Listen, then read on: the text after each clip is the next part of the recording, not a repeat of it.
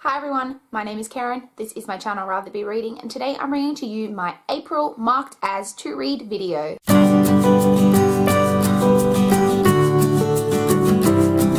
In the month of April, I marked a total of 17 books as to read on Goodreads. So let's just jump straight in. I'm going to talk about each of the 17 books, what inspired me to mark them as to read, and kind of a little bit about what they are about. So let's get started. The first book I marked as to read in the month of April was Our Little Secret by Roz Nay. Now this is a book that I actually saw Mel over at That Girl Bookworm talking about on her channel, and I believe that she has officially said that this is one of her favorite thrillers of all time now. She read this a little while ago, gave it 5 stars. So as I said, this is a thriller. From what I understand, it is about a woman who I think is being interrogated by police because her ex's wife has gone missing, and I think the whole story is kind of following her as she's being interrogated, and she's like telling this whole story about kind of like what's gone on, and you're kind of delving into the mystery that way. As I said, Mel had really good things to say about it, and I love thrillers if you didn't know, so I'm definitely intrigued to check this one out. Next, I want to talk about Hunted by Karen Robards. This was actually recommended to me by Meredith on my March marked as to read video, so thank you, Meredith. I believe that she recommended this to me as just being like a fast-paced thriller, because Meredith knows I like thrillers, and this has like a really long synopsis on Goodreads, but the main gist of it I get is that it's kind of a romantic suspense novel about a woman who is a hostage negotiator, and there's some kind of hostage situation with like the chief of police and the mayor, and I think the person who's holding them hostage is like a former colleague of hers who was like a disgraced police officer. That's all I really recall from the synopsis, but as I said, Meredith did recommend it to me, and I'm definitely intrigued to look into that one a little bit more. The next book I marked as to read is Always Watching by Chevy Stevens. This is another one that was recommended to me on my March marked as to read video by Catchphase, I think it is pronounced, and she recommended this to me because I have marked several books by Chevy Stevens as to read. I haven't actually read anything by her, but her books always sound really good, and I always am like interested in them, and this one has to do with cults, which is one of my massive bookish buzzwords. I don't know too much about this. The synopsis is quite, I couldn't really figure out what was going on. It's something to do with a psychiatric hospital and cults is basically all I know. That's basically all I need to know. It definitely sounds very interesting, and as I said, Chevy Stevens always just has these really interesting sounding books, and this is just yet another one. Next, I want to talk about It Happens All the Time by Amy Hetvarni, I think it's pronounced. This is a rape fiction novel that I saw Aoife over at Fred Weasley Died Laughing's channel. She did a review of this, and I am very interested in rape fiction. And this one sounds very interesting as well because it has to do with a girl who is raped by her best friend, and so that is like quite an interesting dynamic, and as I said, I do just really enjoy reading rape fiction, so I am definitely interested in this one. Next, I have All Is Not Forgotten by Wendy Walker. Now this one I actually saw on an article from Bustle about the movies that Reese Witherspoon's production company is like working on, and this was on the list, and this is another rape fiction story. This one is about a girl who is attacked, and then she's given this controversial drug that helps like erase the memories of the attack, and so she doesn't have any like memory about what went on, but her family is still dealing with the fallout. Like her father is trying to find her attacker, and her mother's having to deal with like the emotions that she's dealing with because of it, and it just sounds really interesting, and yeah, it just sounds like something that I think that I like would enjoy checking out, so I definitely want to look into that one in the future. Next, we have a book that doesn't actually have a title, and that is a book by Kirsten White. That all I know about it is that it is a new book surrounding Buffy the Vampire Slayer. Like, it's a series of books that's going to be coming out. It's just called like the first book in the Slayer series so far. If you didn't know, Buffy the Vampire Slayer is my favorite TV show of all time. I am so excited that there's going to be books coming out. I just really hope that they live up to the show because I have a feeling that I could be really, really disappointed, but I'm definitely looking forward to finding out more details about this kind of as it comes to hand and checking it out when it gets published. Next, I have The Upstairs Room by Kate Murray Brown. This is one that I saw Simon over at Savage Reads talking about in a book haul. I believe it's a literary fiction novel, but it's kind of like a gothic literary fiction about a family who buys like an old Victorian home, and there's some kind of like haunted aspects to the house. I believe the owners become like fascinated by the people who like lived in the house previously, including I think it's someone named Emily whose name is written like hundreds of times on the room upstairs. So I don't know, this just sounds really, really intriguing and like something that would be right up my alley. Gothic, another one of my massive buzzwords, so I definitely want to check this one out because it just sounds really, really cool. Next, I want to talk about The Roanoke Girls by Amy Engel. This one I first saw on Jen over at Today in Jen's Libraries channel, but I have heard quite a few people talk about it since then. I think this is an adult thriller, like mystery thriller type story. I think it's adult, not YA. And this one follows a like mysterious family. Like I think there is a girl who has to go live with like her grandmother and cousin or something like that when her mum dies, and you know, they live in this like town or something, and everyone thinks that they're really like weird and mysterious, and I think it's like years later and she's like left but has to come back to the town. I don't really know, it just sounded really, really interesting. Even the name of it and the cover, it just like draws me in, so I'm definitely intrigued. The next book I marked as to read is All the Breaking Waves by Kerry Lonsdale. Now this one I don't know too much about. My brother's girlfriend Shakara marked this as 5 stars. She read it recently and really, really enjoyed it, and so that made me want to check it out.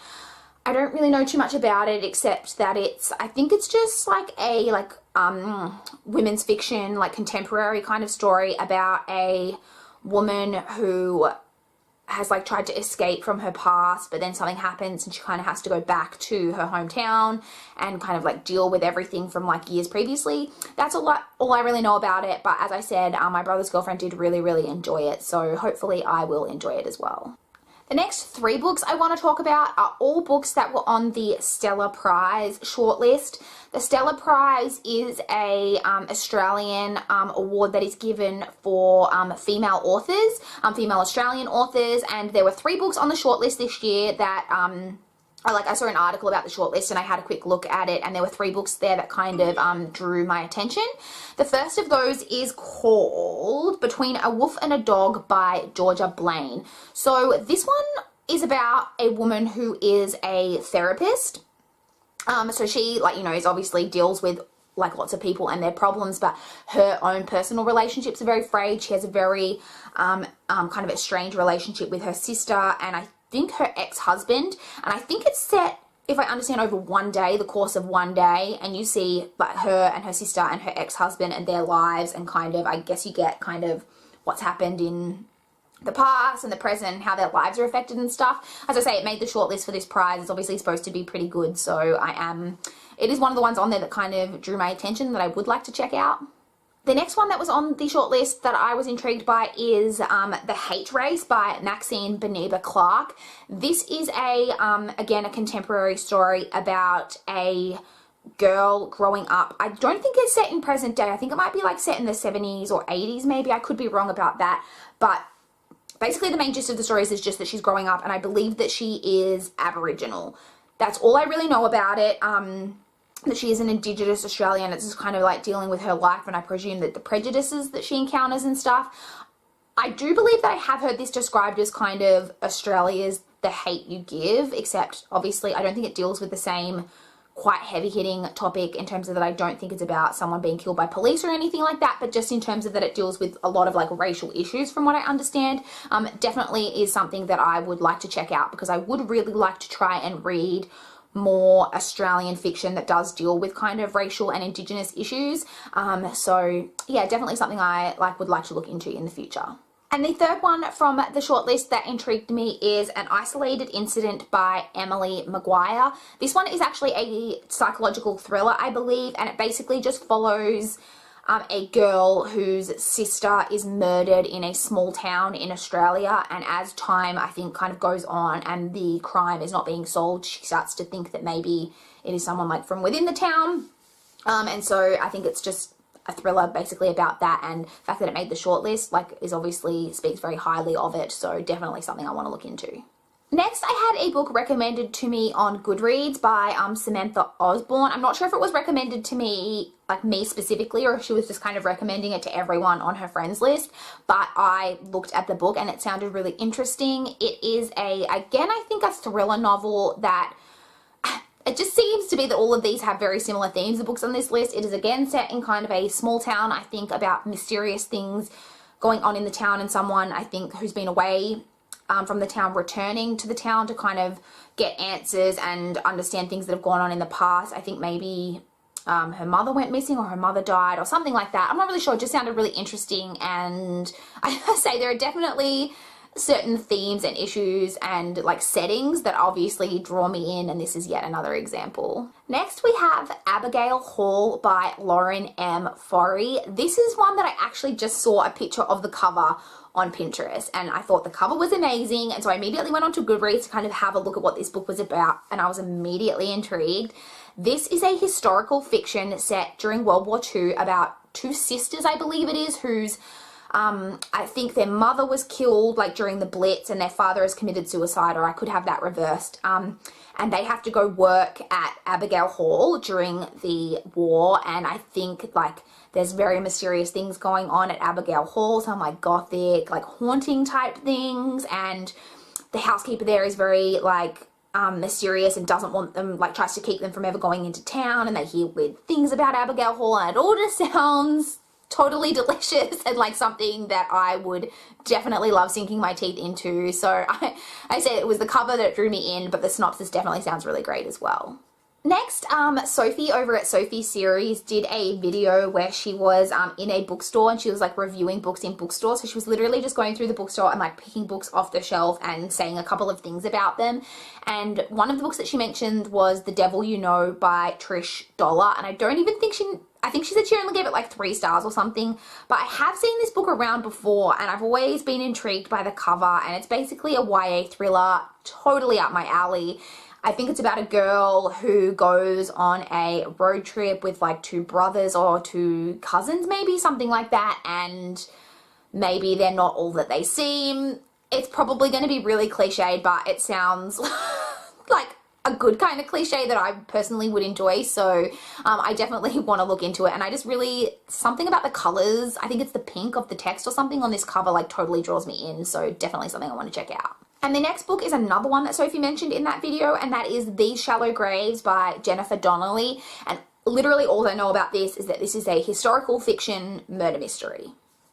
That's all I need to know. Sophie did have good things to say about this one, and I know that I've heard other people say good things about this in the past, and I've always, like, the cover looks really familiar to me and stuff, but I've just never, like, known too much about it or marked it as to read, so I have rectified that situation. And the final book that I marked as to read is The Death of Bees by Elisa O'Donnell. Now, this is another one that was recommended to me on Goodreads by Marianne, but I have also heard Richard over at Richard's Book Nook speak about this book, and I really, really like this cover. The cover just looks really interesting, and I love the colors, and this is very interesting sounding synopsis. I really can't grasp exactly what it's about, but it's intriguing. I understand that it's about 2 sisters who, I think at the start of the book, they're burying their parents in the backyard. That's all I really know about it, and I think the story kind of goes from there, and I think they're just kind of trying to take care of themselves. I don't know why they were burying their parents. Did they kill their parents? Are their parents just dead and they don't want people to know that their parents are dead because they want to not be separate? I really don't know what's going on, but I am intrigued, and again, it is one that the cover has really drawn me to, but that's not a bad thing. So those are all of the books that I marked as to read in the month of April. If you have read any of these books, or if you're intrigued about any of these books, I would love to chat with you guys in the comments down below. Or if you have any more suggestions for me, I love getting suggestions from you guys, so please leave those in the comments down below as well. Or if you have any books that you've been marking as to read that you're totally excited for, I'd love to chat down below. Please like this video if you liked it. Please subscribe if you want to see more from my channel. But that's all I've got for this video today. Bye guys!